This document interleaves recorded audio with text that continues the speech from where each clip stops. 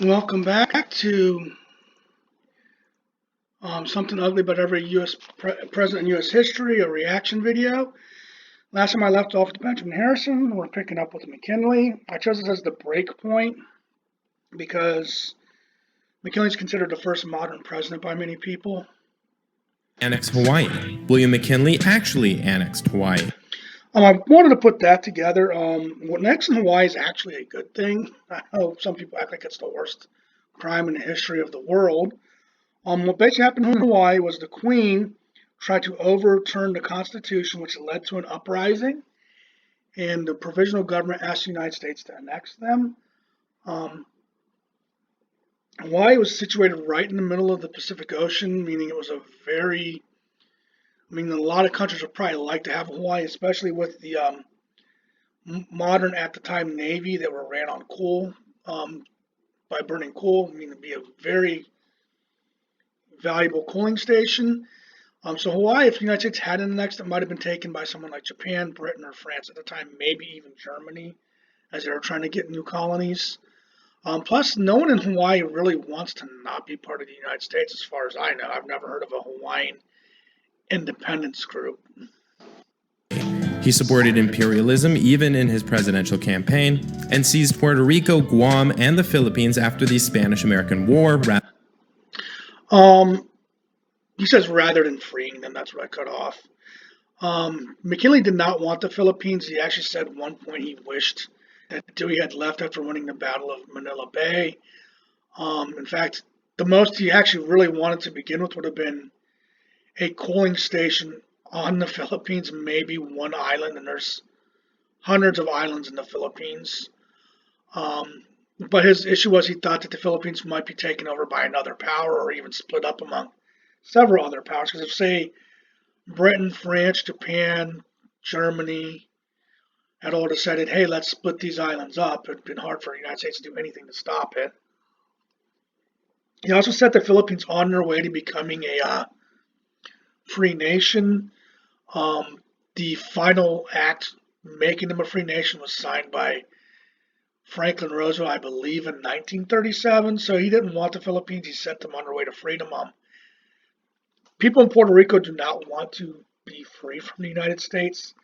I've never heard of them trying to get their freedom. I'm sure if the Puerto Rico sent a petition and signed it and voted to have freedom from the United States, it'd probably just be granted their freedom if they wanted that. They like being part of the United States. Rather than freeing them. Teddy Roosevelt was obsessed with his own image and masculinity. He joined the Rough Riders to invade Cuba to show just how tough he was. Roosevelt was obsessed with his image. He was probably the best self-promoter of all the presidents, and he was a blatant self-promoter. He did believe that men had to show that they were like tough, strong men, but I don't believe he basically joined the Rough Riders as a way of showing that. In fact, he created the Rough Riders, and being the leader of the Rough Riders certainly did give him a lot of fame and turn him into an American hero at the time. Then spent his presidency pushing around Congress and Latin American republics alike. He did push around Latin American republics, and what he did with Congress, he didn't push Congress around. He basically circumvented Congress in the Constitution quite frequently during his presidency. He many times applied the law unevenly, which is my issue with Roosevelt, that he was not a constitutional president. Even in most of the good things he did, he wasn't constitutional. He also dishonorably discharged 170 black GIs after they were shot by white racist townies. That's a mistelling of history. I've never even heard anyone come up with that part. He did dishonorably discharge the Black Regiment in Brownsville, Texas. There was a shooting in the town of Brownsville. It was obvious that they were framed by the people in the town, but they weren't shot at by the people in the town. He dishonorably discharged them without giving them due process. I believe they were later given honorable discharge. I believe it was corrected by a later president.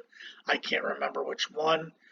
Also among his racist policies was the Gentleman's Agreement with Japan, which basically ended Japanese immigration into the United States. And then there was he took what was the Chinese Exclusion Act, which was a 10-year ban on Chinese immigration into the United States. It was renewed once for another 10 years. He made it permanent. It was basically gotten rid of under Franklin Roosevelt. So I will give Franklin Roosevelt credit there. He did get rid of the Chinese Exclusion Act.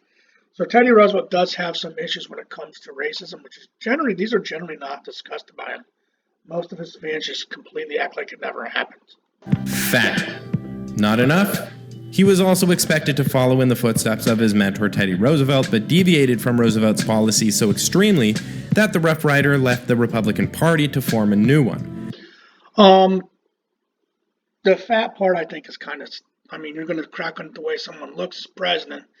You certainly could have done a lot more before this. There's presidents that are, Taft was big, but there's other presidents that looked worse than Taft, which I don't think is a reasonable way to talk about presidents, though. On these little notes, he has them, he said, aid away at party's unity. Taft did not deviate very greatly from Roosevelt's programs. What Taft did was he did them constitutionally, applied the law evenly, and worked with Congress to do them. He actually served 4 years in office. Roosevelt served 7.5 years in office. In those 4 years, he prosecuted more trust than Roosevelt did. He set aside almost as many acres for conservation as Roosevelt did. He did change Roosevelt's gunboat diplomacy, where he just kind of took over countries whenever you wanted to in Central and South America, and replaced it with dollar diplomacy, which was not a good policy, but was far better than Roosevelt's. Roosevelt ran against Taft, not because Taft threw out all of his policies. That's like the reason he gave. He ran against Taft because he wanted to be president again. President again. There probably wasn't a president in American history that enjoyed the office as much as Teddy Roosevelt did. And Roosevelt was the youngest person to become president. He was only 43 years old, served 7.5 years, took 4 years off. He was right around, I think, 55 when he tried to run against Taft. So he still would have been a young president, even at that, a young-ish president at that time. He wanted the office back, and that's why he ran against Taft. It wasn't that Taft did something wrong, just that Roosevelt wanted that office. And because Roosevelt loved it so much, he couldn't figure that someone else wouldn't love the office as well. If he'd actually supported Taft and asked him to step aside, Taft probably would have. During Taft's presidency, the progressive wing of the Republican Party split off to join the Democrats, mainly because of the Bollinger controversy. He said something about the Bollinger, which is when Taft fired Bollinger, because Taft had a split with Bollinger, who was so that's something with the forestry department. He had to fire Pinot or Pinko, I don't know how you pronounce it. It was in charge of the forestry department because the guy was insubordinate. But that's neither here nor there. The progressive wing of the Republican Party didn't join the Democrats because of Taft. There were progressives in both parties at the time, and there were progressives after Wilson left office even. The progressive movement kind of died out after World War I. Now they're new Democrats call themselves progressives. They kind of want to say they're like the progressives like Roosevelt and Wilson. But yeah, it didn't join the Democrat Party. There was that split with the Bull Moose Party with Teddy Roosevelt, which was progressive, but the progressives came back into the Republican Party. And the progressive movement kind of died after World War I. Supported eugenics. This is all he says about Wilson, and this is like I'm saying, he glosses over these really bad presidents really quickly. I'm going to have all that about Taft and say support. Granted, supporting eugenics is terrible. Wilson was a very racist president. He imposed segregation into the federal government. It did not exist before that. He made the military even more segregated than it was. The military was segregated, but he made it even worse. He screened the film Birth of a Nation, which is a film that glorifies the Ku Klux Klan. The film even quotes Wilson in it from his writings from when he was a history professor. He gave glowing reviews to the movie. It basically led to a rebirth of the Klan in the mid-1910s while he was president. Wilson had these just as probably even a worse gunboat diplomacy in Central and South America than what Teddy Roosevelt did as well. He is opposed to women's suffrage. He had a major stroke in around 1918 and spent 2+ years basically incapacitated but would not resign. Wilson was truly a terrible president. He just glosses over that so quickly. Perhaps the most corrupt president in history, This is actually false. Harding actually himself was not corrupt at all. I know that people like to kind of say he was corrupt, but he wasn't. There was only 2 cases of actual proven corruption in Harding's entire term in office. The Teapot Dome, which I'll explain that because most people don't even understand it. Basically, the government had oil reserves, and one was called Teapot Dome in Wyoming, and another one was called Elk Hills, which I believe might have been, they're like in Wyoming or the Dakotas.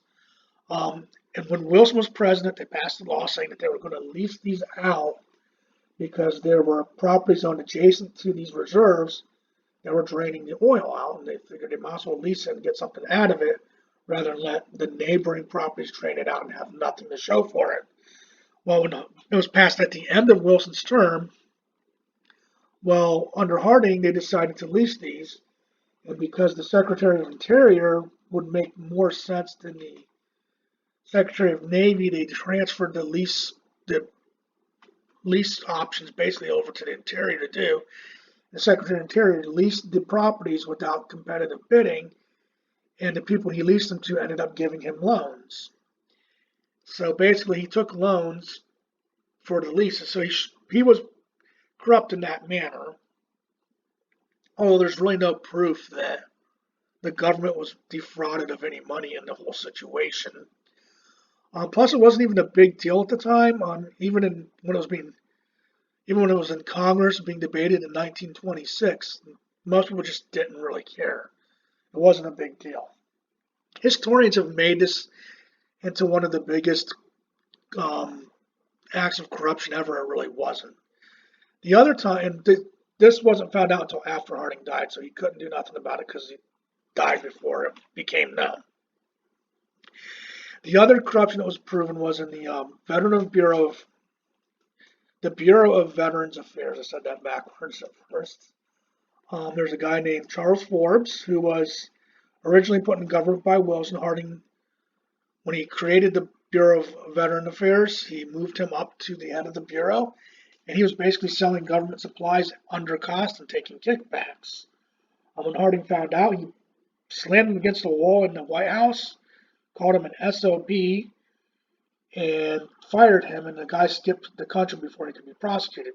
All the other corruption under Harding has never been proven.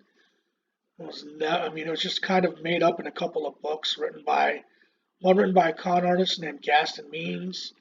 Another one was a fictitious book that was based off the Harding presidency, but it was completely fictitious.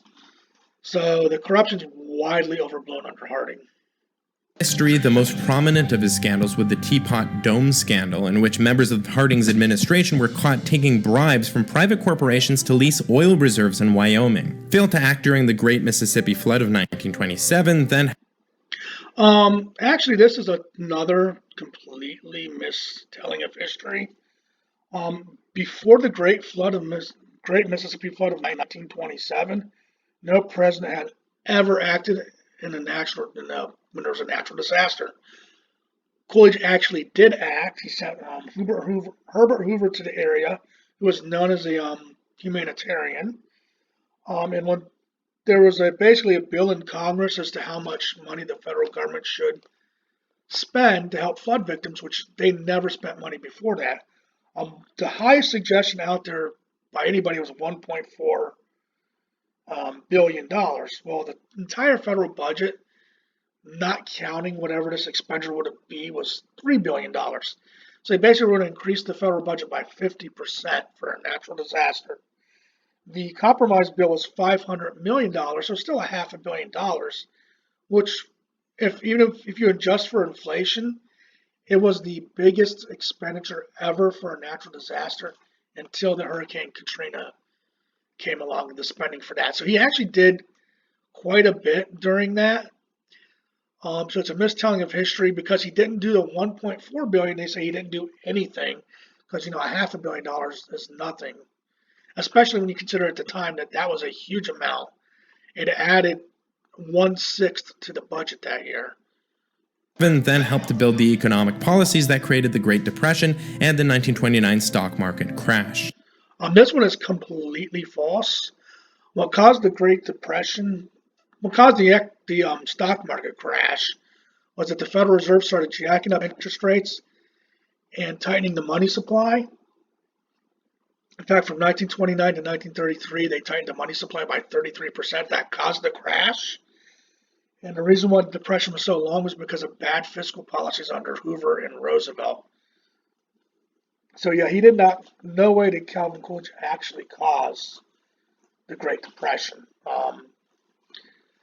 It happened there, basically it was the Federal Reserve did stupid things by over tightening the money supply. It caused the stock market to crash. Remember, Hoover did some bad policies like the Smoot Hawley tariff, the Revenue Act of 1932 that made things worse, and FDR's policies were pretty much Hoover 2.0. Herbert Hoover failed to recover the economy during the Great Depression and supported prohibition. It is true that he failed to recover the economy during the Great Depression. As I've stated, there's doubly a failure. A lot of people supported prohibition. I don't know if I'd count that as a failure just on him.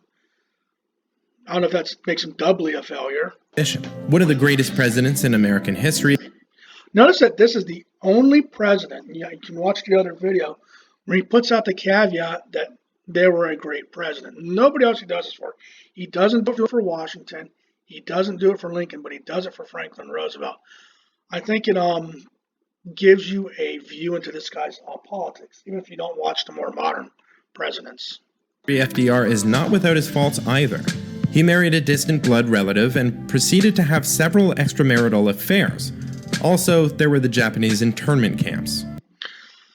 It says incestuous violator of human rights. Eleanor Roosevelt was so far removed from Franklin Roosevelt in bloodlines that I don't think very many people would consider it incest. She was like a fifth cousin, which I think you have to go back to like a great-great-grandfather as this direct blood relative. It's pretty far back. He did violate human rights, and he did more than just the Japanese internment during World War II. He restricted immigration down to 25% of what was allowed under law. He also actually spoke in public that if he allowed Jewish immigrants to come into the United States, they would be spies for Nazi Germany. So that was really terrible in that way. He was opposed to anti-lynching laws, and many New Deal laws were written in such a manner that African Americans could not benefit off them. So he does have a really bad human rights record. In fact, I consider him the last president with a bad human rights record that we've had. Truman was the first and only human being in history to order the dropping of nuclear weapons on civilians. It is true that he did order the bombings of Hiroshima and Nagasaki. He actually dropped leaflets telling people to get out of those 6 certain cities. Those were 2 of the cities. But the way Japan was preparing to fight, a lot more Japanese civilians would have died had he not used those nuclear weapons. And a whole lot more American soldiers would have died as well. And Truman's job was to win the war with minimal casualties, especially minimal U.S. casualties. So he made the right decision in dropping those bombs by ending the war. It would have lasted at least another year. Yes, Japan would have lost either way, but they were willing to fight down to the last man on every island. More Japanese died on Okinawa than died in both bombings combined. He also contributed more than any other president to the building of an American empire. First off, is an American empire bad? And is it American an empire? Because usually empires have emperors ruling them and not presidents, so I don't think it's really an empire, but it's not really bad. I mean, I guess the only thing he's talking about is maybe because of the treaties with NATO, where NATO was on alliances like that. That's probably what he's saying about American empire. I don't know. And started the Korean War.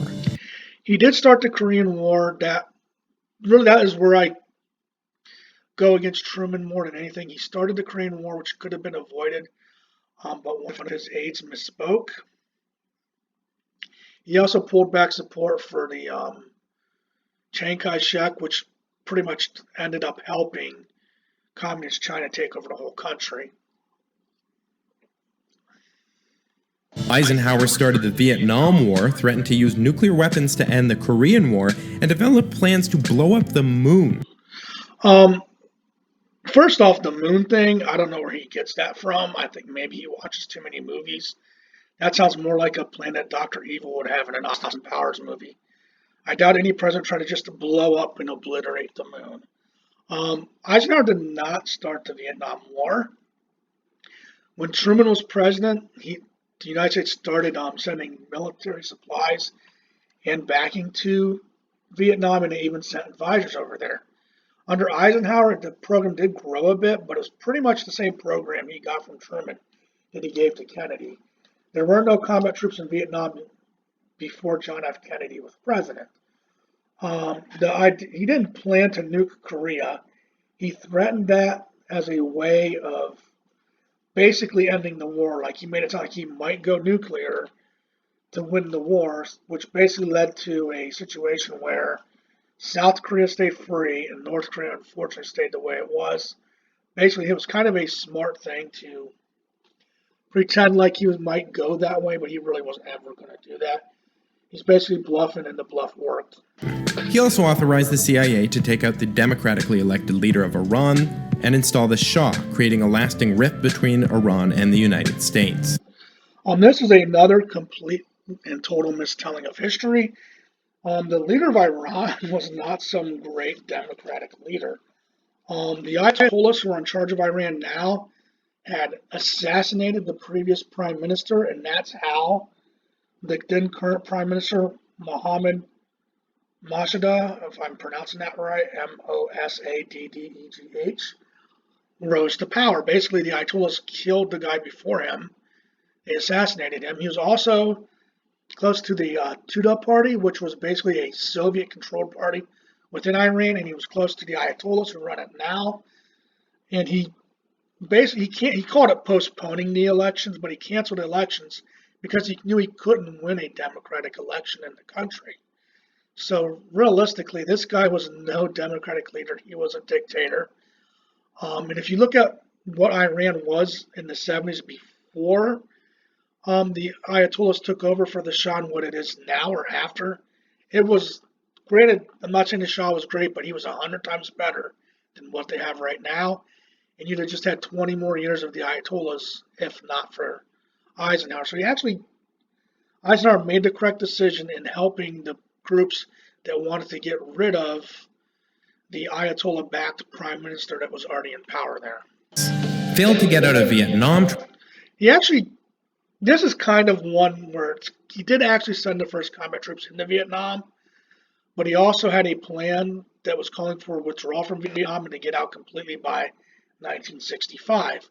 When he was assassinated, that was thrown out, and Lyndon Johnson turned Vietnam into what it was. The bad part of Vietnam is 99% Lyndon Johnson. I mean, all the bad stuff happened there should be blamed on Lyndon Johnson. Tried and failed to overthrow Fidel Castro, recklessly threatened to use nuclear weapons to deal with the Cuban Missile Crisis.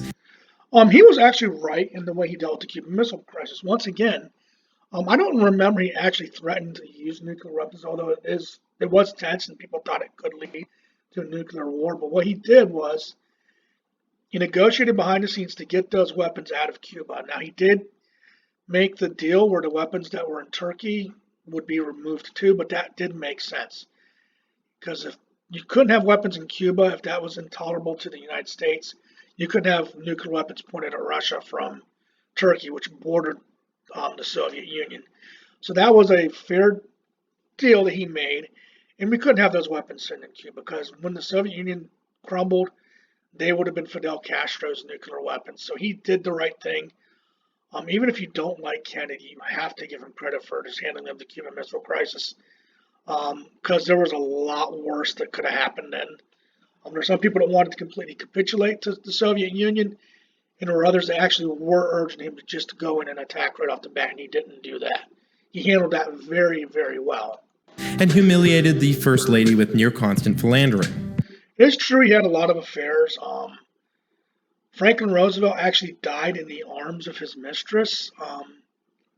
Harding had affairs, although the ones not proven where the lady said that and I know that there's a DNA thing out there that says it was his kid, but it's actually not. They couldn't take the right DNA to prove that for sure. LBJ had a lot of affairs. Clinton had a lot of affairs. He was wrong to have affairs with his wife, but it really wasn't well known at the time that he was having affairs. It came out after his death, so he wasn't really humiliating his wife at the time. I do feel sorry for him because he shouldn't have done that, but a lot of presidents did that, and he actually does say it about most of those that did, so at least he's somewhat even-handed with that. A total failure when it came to the war in Vietnam. That was the worst ran war in American history, hands down. But notice he doesn't say anything else about Lyndon Johnson. Once again, Lyndon Johnson had just as many affairs as Kennedy did. He even bragged about the fact that he had just as many affairs as Kennedy did. How many kids were you killed? I wanted to see what it said. He used the FBI to spy on his enemies, which people talk about Nixon with that. That started under Johnson. He had the wiretaps put on the Goldwater campaign and even the Nixon campaign in '68. He spied on civil rights leaders. He spied on members of the anti-war protests. Lyndon Johnson did a lot of bad things. Plus, a lot of his laws were very counterproductive. This one's obvious, right? This is, I'm barely a human being. I'm not saying Nixon was the greatest person alive, but he's literally no worse than Lyndon Johnson, let's be honest. Barely, that's just overboard. And Richard Nixon went through a lot of character assassination over the years. Basically, when Nixon was in the House of Representatives, he caught a guy named Alger Hiss, who was a spy. Alger Hiss did get convicted of committing perjury, but because he was a spy long before all the laws he broke, the statute of limitations ran out on them. But Alger Hiss was a spy in the State Department when Franklin Roosevelt was president. And because it happened under Roosevelt, a lot of people had the knee-jerk, let's defend Alger Hiss reaction, because you can't say nothing negative about Roosevelt to a lot of those people. And so Nixon's been hated ever since for catching Alger Hiss. And people will, to this day, will still defend Hiss, even though the Soviet records also proved that Hiss was a spy when those were released in the 90s. Right. Elected to end the war in Vietnam, but before doing that, proceeded to expand the fighting into 2 other countries. First off, he did end the war in Vietnam, and the United States was bombing Cambodia and Laos since 1965. Nixon didn't become president until 1969. So Nixon gets a lot of blame for that, and he probably did go a little more aggressive after Cambodia.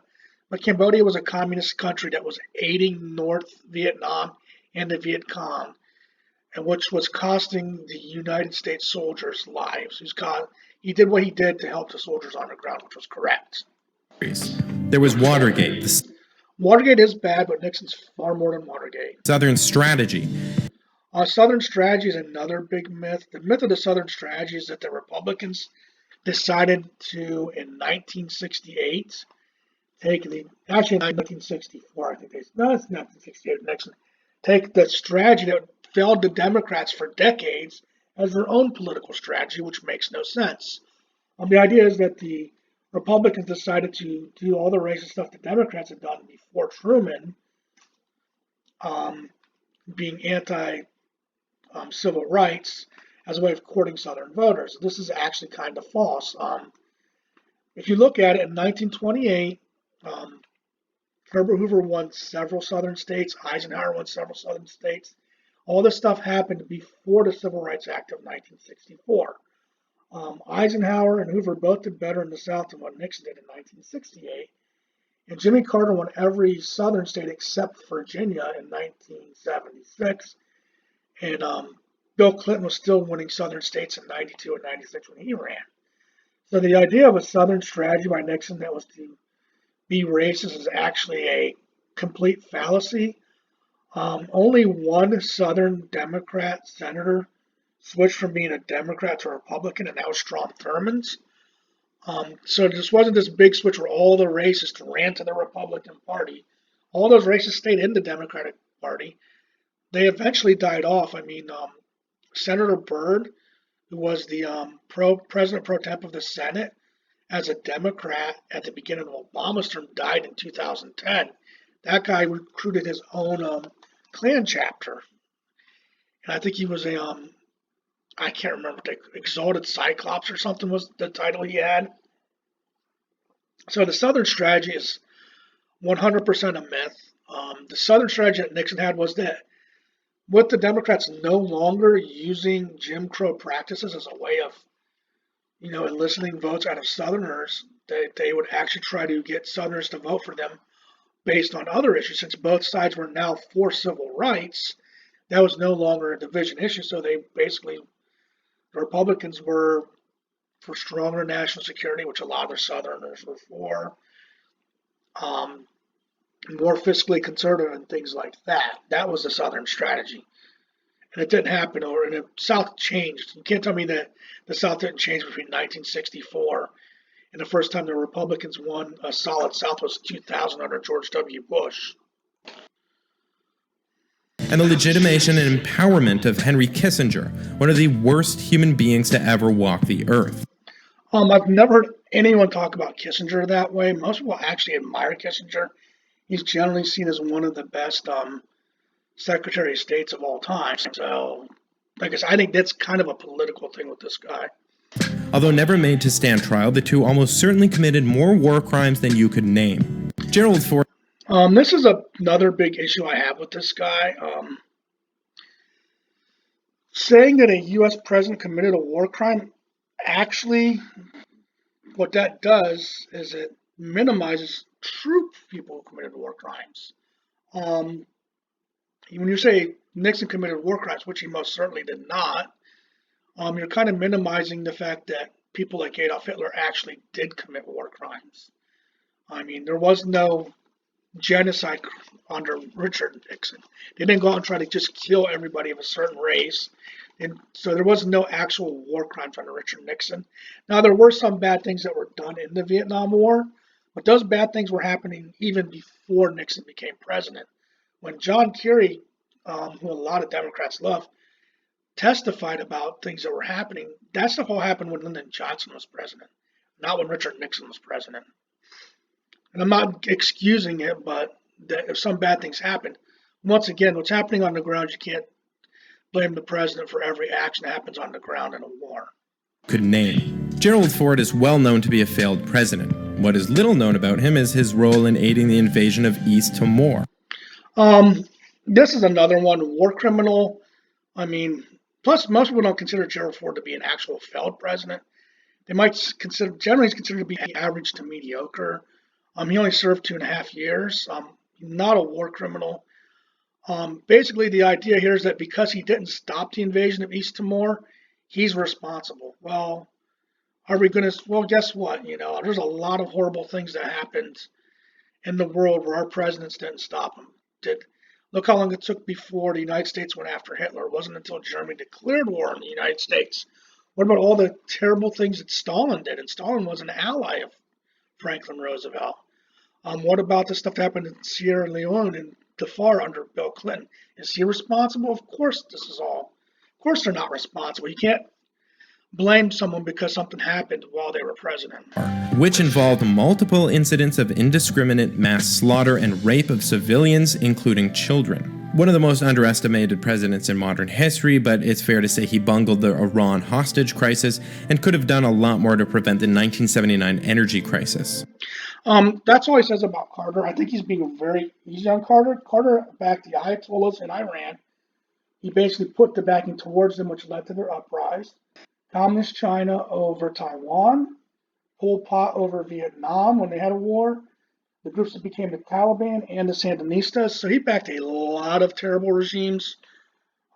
So I think he's kind of being easy on Jimmy Carter. I'm going to stop here. It gets too political after this point. Thank you for watching. Like, share, subscribe, and have a great day.